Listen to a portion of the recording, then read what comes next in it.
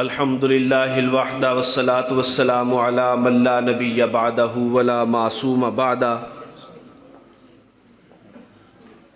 الذی قال فی القرآن المجید والفرقان الحمید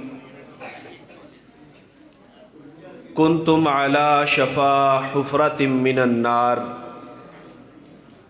فانقذکم منها وقال النبی صلی اللہ علیہ وسلم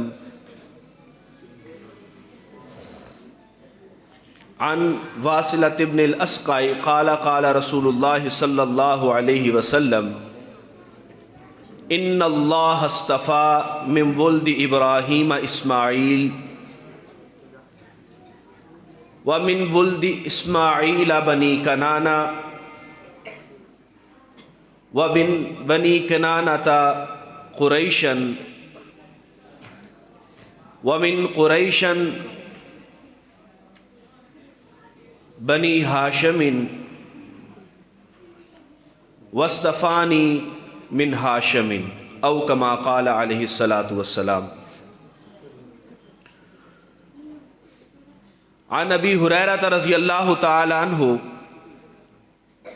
قال قالوا یا رسول اللہ صلی اللہ علیہ وسلم متى وجبت لك النبوة قال رسول اللہ صلی اللہ علیہ وسلم الآدم بین الروح والجسد۔ نماز اچھی، روزہ اچھا، حج اچھا، زکوٰۃ اچھی، مگر میں باوجود اس کے مسلمان ہو نہیں سکتا نہ جب تک کٹ مروں میں خواجہ بطحا کی حرمت پر، نہ جب تک کٹ مروں میں خواجہ بطحا کی حرمت پر، خدا شاہد ہے کامل میرا ایمان ہو نہیں سکتا۔ نہایت ہی واجب الاحترام، لائق صد عزت و اکرام بھائیوں، بزرگوں اور خاص طور پر آج کی مجلس کے روح رواں یادگار اسلاف، مجاہد ختم نبوت حضرت والد محترم اور ہمیشہ نوجوانوں کے سروں پر دست شفقت رکھنے والے میرے اور آپ کے انتہائی دل کے قریب ہمارے بزرگ استاذ حضرت مولانا افتخار اللہ شاکر صاحب، اور ساری زندگی قرآن مجید کی اشاعت، قرآن مجید کی ترویج میں صرف کر دینے والے ضلع ناروال کی بزرگ شخصیت حضرت مولانا قاری محمد رمضان صاحب، اللہ تعالیٰ سے دعا ہے کہ اللہ تعالیٰ ان بزرگوں کا سایہ تا دیر ہمارے سروں پہ سلامت رکھے۔ عزیزان من، آج کی اس محفل کا عنوان تذکرہ خاتم الانبیاء ہے۔ یہ عنوان اس قدر وسیع، اس قدر بڑا اور اس قدر ضخیم ہے کہ اگر ابھی شروع کیا جائے تو شاید نماز فجر تک بھی خاتم الانبیاء کا تذکرہ ختم نہ ہو سکے۔ اس کی وجہ کیا ہے؟ اس کی وجہ یہ ہے کہ میرا اپنے اسلاف کے عقیدہ کے مطابق عقیدہ یہ ہے کہ اللہ کے پاک پیغمبر علیہ الصلاۃ والسلام کی حمد و ثنا، اللہ کے پاک پیغمبر علیہ الصلاۃ والسلام کی تعریف ختم نہیں ہو سکتی۔ سمندروں کو اگر سیاہی بنا دیا جائے، درختوں کو قلم بنا دیا جائے، سیاہی ختم ہو سکتی ہے، قلم ختم ہو سکتے ہیں، لیکن اللہ کے پاک پیغمبر کی تعریف اور تذکرہ ختم نہیں ہو سکتا۔ اس لیے میں نے وقت کی نزاکت کو مد نظر رکھتے ہوئے حضور علیہ السلام کی سیرت کو جب کھنگالا تو آپ کی سیرت میں بہت سے پہلو نمایاں نظر آئے، لیکن دو پہلو ایسے ہیں جو تمام انبیاء علیہم الصلوات والتسلیمات سے اللہ کے پاک پیغمبر کو ممتاز کرتے ہیں، بڑھا چڑھا کر پیش کرتے ہیں۔ وہ دو کون سے موضوع ہیں؟ وہ کون سے دو ایسے اہم پہلو ہیں جو اللہ کے پاک پیغمبر خاتم الانبیاء کو تمام انبیاء سے ممتاز کرتے ہیں؟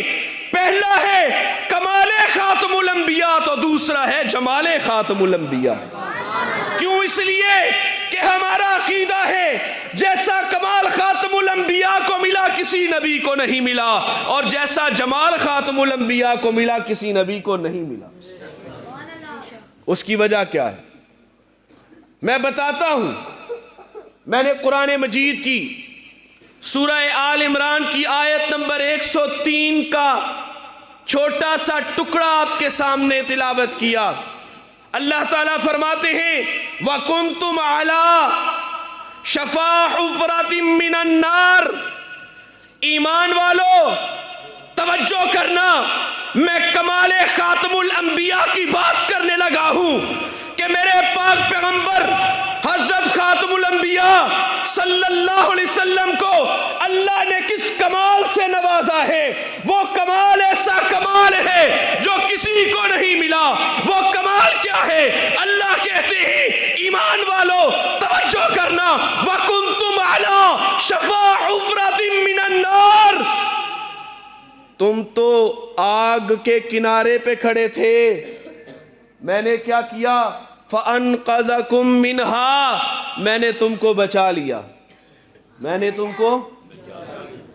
میں نے جب قرآن کریم کی اس آیت کے ٹکڑے کی تفسیر دیکھی تو دل باغ باغ ہو گیا۔ تین طرح کی علماء نے تفاسیر کی ہیں۔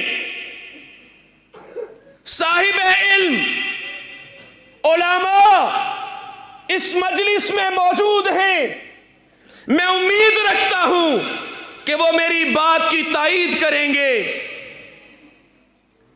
آپ علماء سے پوچھ کر دیکھیے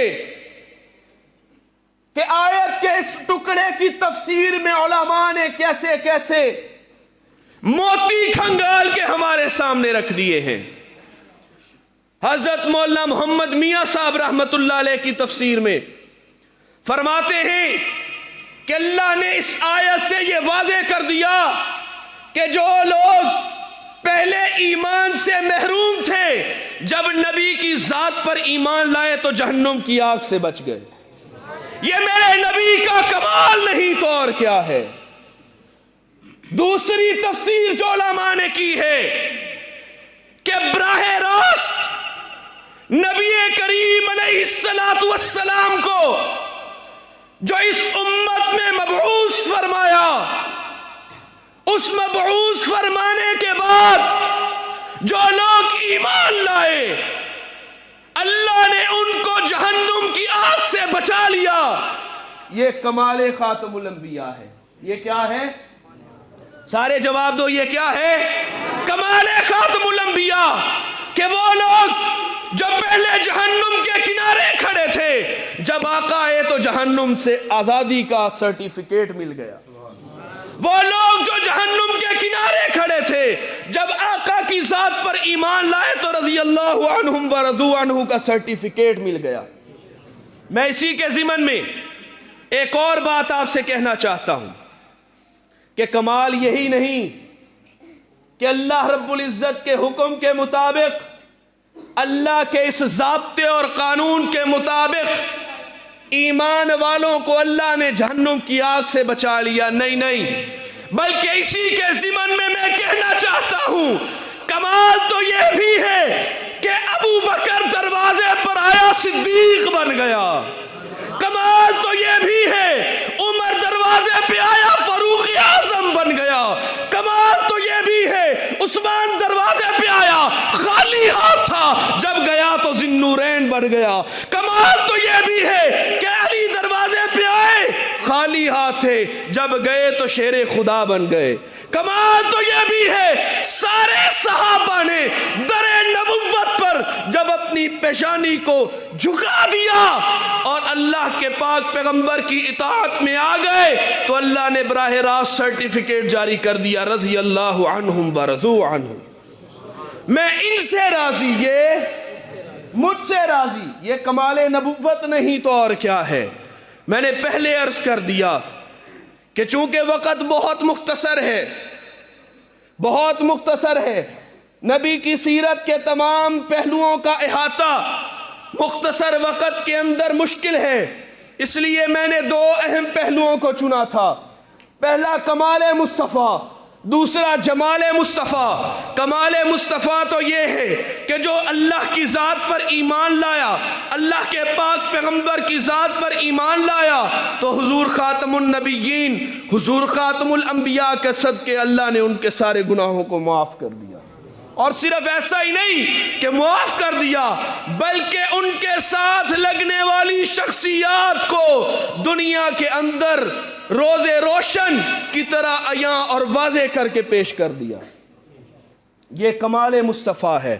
اب آؤ نا ذرا جمال مصطفیٰ کی طرف چلتے ہیں۔ جمال مصطفیٰ کیا ہے؟ جمال خاتم الانبیاء کیا ہے؟ حضرت جابر رضی اللہ تعالیٰ عنہ سے روایت ہے، ذرا توجہ کرنا ایمان والو، حضرت جابر سے روایت ہے، شمائل ترمذی کی روایت نقل کرنے لگا ہوں۔ فرماتے ہیں ایک مرتبہ چاندنی رات ہے، میں یا رسول اللہ صلی اللہ علیہ وسلم کے چہرہ انور کی طرف دیکھ رہا ہوں، آپ نے سرخ رنگ کا جوڑا پہنا ہوا ہے، جب آپ سامنے آئے تو میں ایک نظر آپ کو دیکھوں، ایک نظر چاند کو دیکھوں، پھر ایک نظر آپ کو دیکھوں، پھر ایک نظر چاند کو دیکھوں، پھر نتیجہ جب نکالا تو یہی نکلا کہ آپ کا چہرہ چاند سے زیادہ روشن تھا۔ یہ جمال مصطفیٰ ہے کہ حضرت عائشہ نے فرمایا کہ تم پوچھنا چاہتی ہو کہ میرے پیغمبر کا جمال کیسا تھا، تو نہ میں تمہیں بتاؤں کہ یوسف کو دیکھنے والوں نے، یوسف کو دیکھنے والیوں نے جب دیکھا تو اپنی انگلیاں کٹوا لی۔ میرے مصطفیٰ کے حسن و جمال کا تقاضا یہ ہے، جنہوں نے دیکھا انہوں نے بھی گردنیں کٹا دی، جنہوں نے دیکھا نہیں صرف ایمان لائے انہوں نے بھی گردنیں کٹا دی۔ یہ میرے پیغمبر کا جمال ہے۔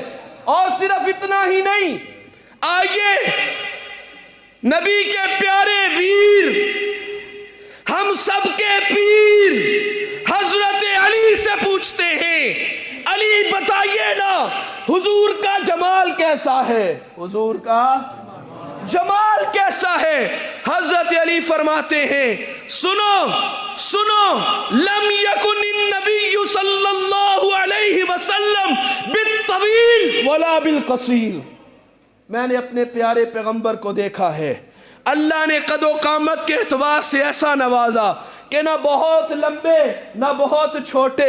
جب تفسیر میں جائیں تو پتہ چلتا ہے کہ حضور کو اللہ نے معجزے سے بھی عطا کر رکھا تھا کہ جب چھوٹے قد والوں میں ہوتے تو بڑے دکھتے، اور جب بڑے قد والوں میں ہوتے تب بھی بڑے ہی دکھتے۔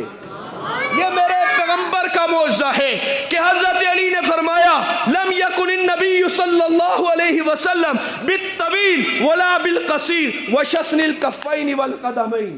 آپ علیہ السلام کے ہاتھوں کی بات کرو، توجہ میری طرف، آپ علیہ السلام کے میں یدین کی بات کروں، کفین کی بات کروں، قدمین کی بات کروں تو پرگوشت تھی، دیکھنے والا دیکھتا ہی رہ جاتا، دیکھنے والے کی آنکھیں دیکھتی ہی رہ جاتی۔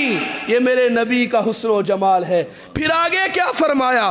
حضرت علی فرماتے ہیں زخم الرأسی و زخم الکرادیس، آپ علیہ السلام کا سر مبارک بھی، آپ علیہ السلام کا، مجھے استاد جی کا پڑھایا ہوا جملہ یاد آ گیا، زخم الراس و زخم الکرادیس کا معنی جب آپ لغوی اعتبار سے دیکھتے ہیں تو اس کا معنی ہوتا ہے بڑا ہونا، اس کا معنی ہوتا ہے بڑا ہونا۔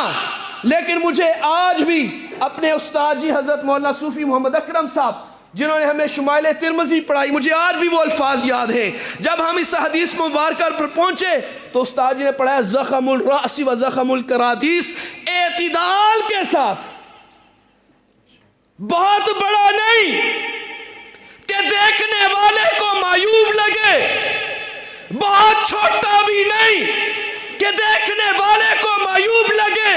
میرے پیغمبر کا جمال کیسا ہے؟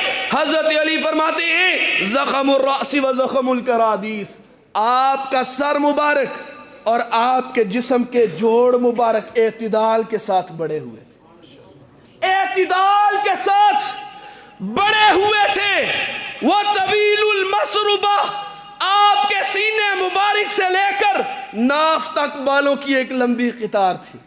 یہ میرے پیغمبر کا جمال ہے کہ اللہ کے پاک پیغمبر کے جمال کی عکاسی کرنے والا حضرت علی ہے، جو ویر بھی ہے، ہم سب کا پیر بھی ہے، جو ویر بھی ہے نبی کا اور ہم سب کا پیر بھی ہے۔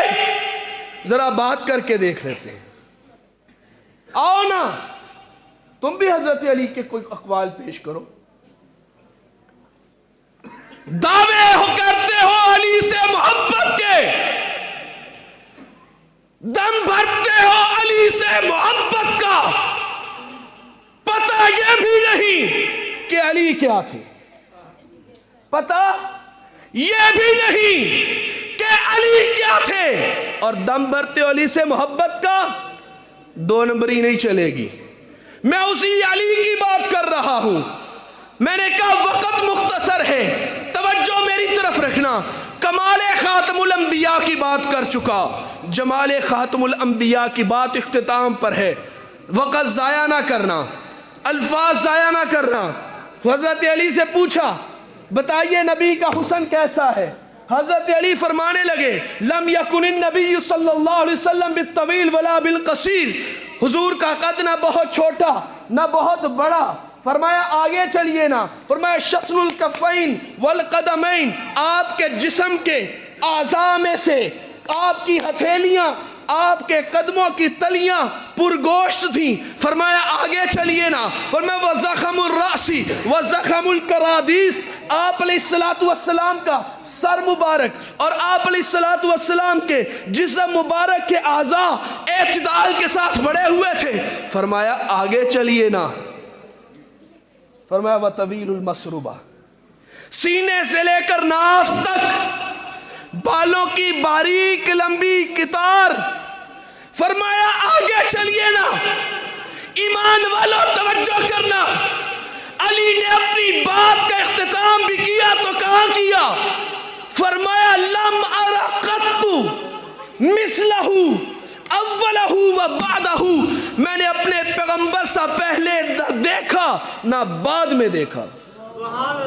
میں نے اپنے پیغمبر سے نہ پہلے دیکھا نہ بعد میں دیکھا۔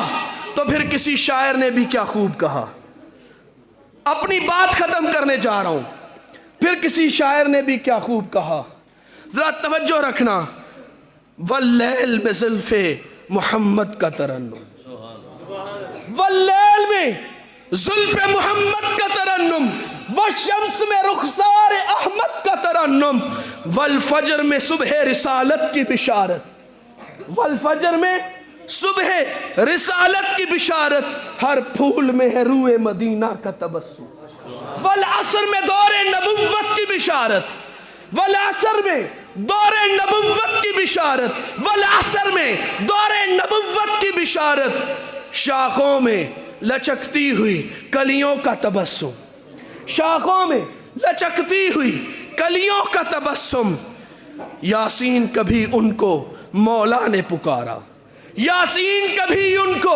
مولا نے پکارا، حامیم کہیں اور کہیں تاسین اشارہ، یہ رمزہ ہے عاشق و معشوق کے مابین، یہ رمزہ ہے عاشق و معشوق کے مابین، جانا ہے جنہیں خلق نے ایک سرور کونین، جانا ہے جنہیں خلق نے ایک سرور کونین، قرآن ہے کیا ایک عجب شیشہ ہے، آیت بھی ہے ہم سب کو یہی فخر کہ ہم مصطفی ہیں۔